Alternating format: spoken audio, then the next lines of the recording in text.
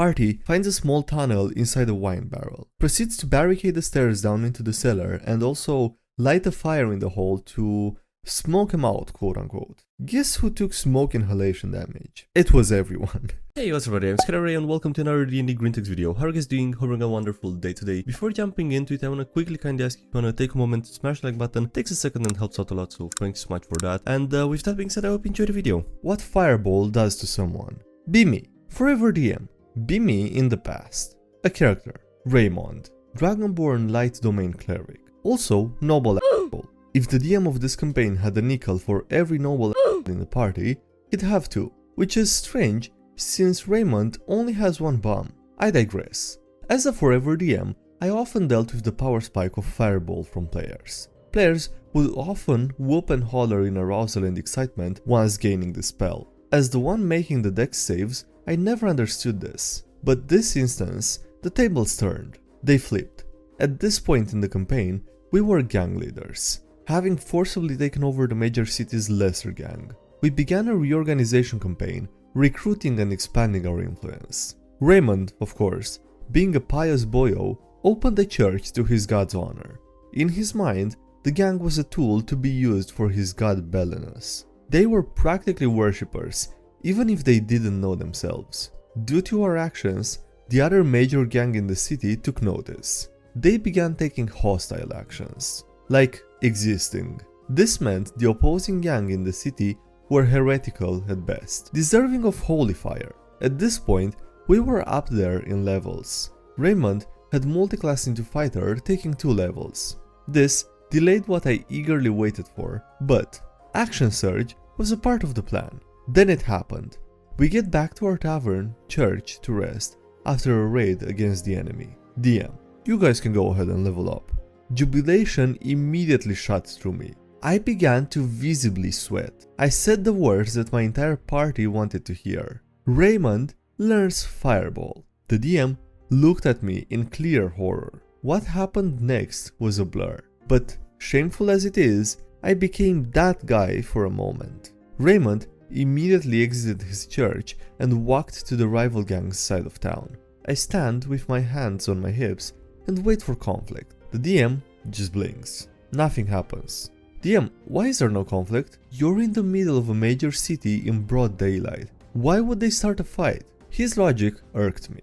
Raymond went to a nearby general store and purchased paint. After a series of vandalizing stunts and general douchebag behavior, the rival gang finally took notice. A group of a dozen or so thugs approached Raymond. You got a death wish or something? The DM said. His Brooklyn accent was fire, clearly well rehearsed. But they didn't know. I was also Fireball.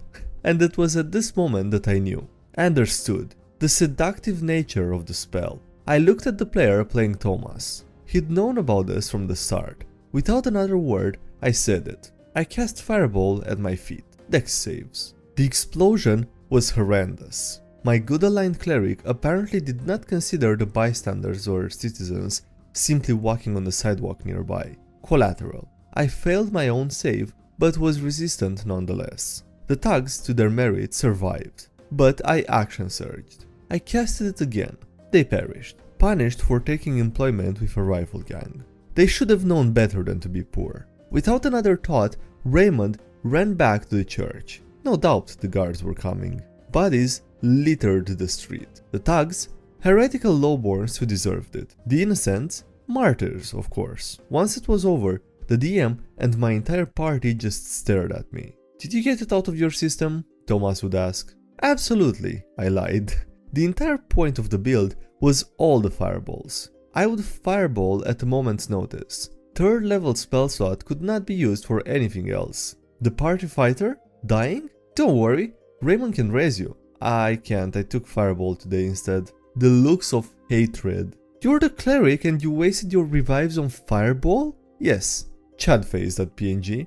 Shortly after this, I would retire Raymond, replacing him with a not addict hobbyist, lizard folk samurai.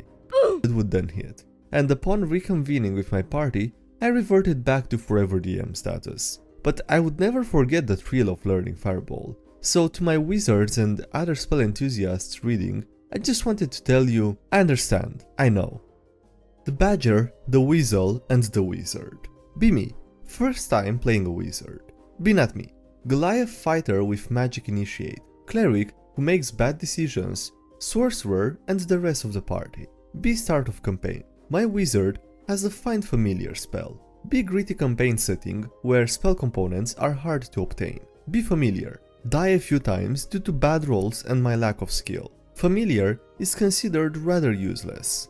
BDM who seems annoyed whenever I bring up the familiar. Be me, feeling like I am wasting everyone's time whenever I bring up my useless quote-unquote familiar or have to spend time searching for spell components. Decide to stop summoning familiar. Be half a year later. Be my Wizard receiving a grey bag of tricks. Be super excited but wary due to past experience with the familiar. Be me making the first time using the bag of tricks super epic by giving the tiny weasel that I summoned Dragon Breath and it being super useful in combat. Continue to pull out only weasels from the bag. Be the rest of the party getting hyped and making jokes about the bag of fire-breathing weasels. Be me using the bag of tricks infrequently so as to not annoy the DM and lose the hype. Be time passing. Be the Goliath coming to my Wizard to get help with a new spell he's trying to learn. Be the new spell. Find familiar. Be the DM giving this new familiar less annoyance than she gave my familiar. Be me. Try to summon familiar again and make a fun roleplay opportunity with the two familiars. Be me and my familiar getting completely brushed off, even more so than before. Be me getting annoyed at not being able to use a spell to its full capacity due to the DM not wanting to deal with me controlling more than just my Wizard. I was a brand new player and used to take a while with my turns. Be the party doing a big castle siege. Be the party getting separated because the cleric decided to stand alone on an elevator. Be the cleric getting trapped alone, surrounded by enemy forces.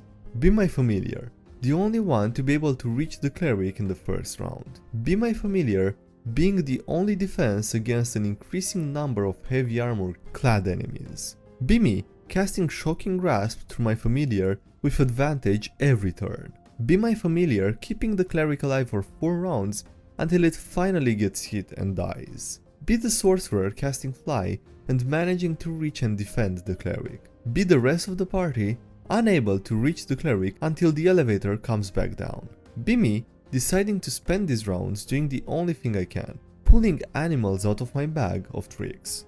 Be me with a weasel, a boar, and a badger. Be the cleric and sorcerer getting down alive. Be later in the dungeon crawl. We enter a room that is packed full of enemies. My time has come. .jpg. Be me casting Dragon's Breath on my badger. Be me controlling a wizard and 3 tiny animal menaces on each of my turns. Be me and my animals dealing insane damage on enemies every round. Be the DM surrounding my animals with enemies. Be the DM unable to land a hit on any of them. Be me cackling with joy. Be the party dominating what was supposed to be a difficult encounter thanks to the help of my animal friends.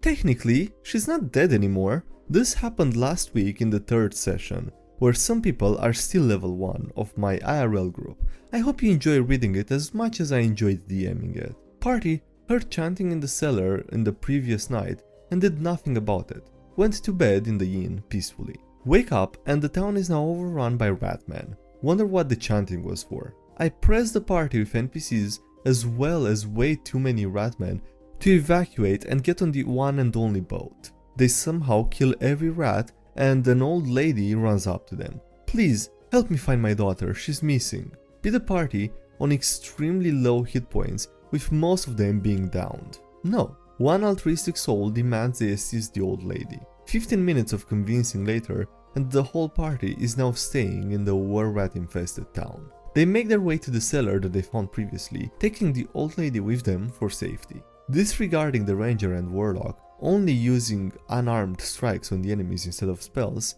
this is where it gets weird. Party finds a small tunnel inside a wine barrel, proceeds to barricade the stairs down into the cellar and also light a fire in the hole to smoke him out, quote unquote. Guess who took smoke inhalation damage? It was everyone. Time to investigate the hole. Obvious ritual site is spotted. Red glowing pentagram, lit candles, Signs of rats turning into ratmen from here. Daughter's corpse is spotted, whom has clearly been sacrificed horribly. One member sits down inside the pentagram and almost turns into a war rat. He now has a tail and fur. Sorcerer takes the body out of the hole to the mother, whom is distraught. He tells her not to worry.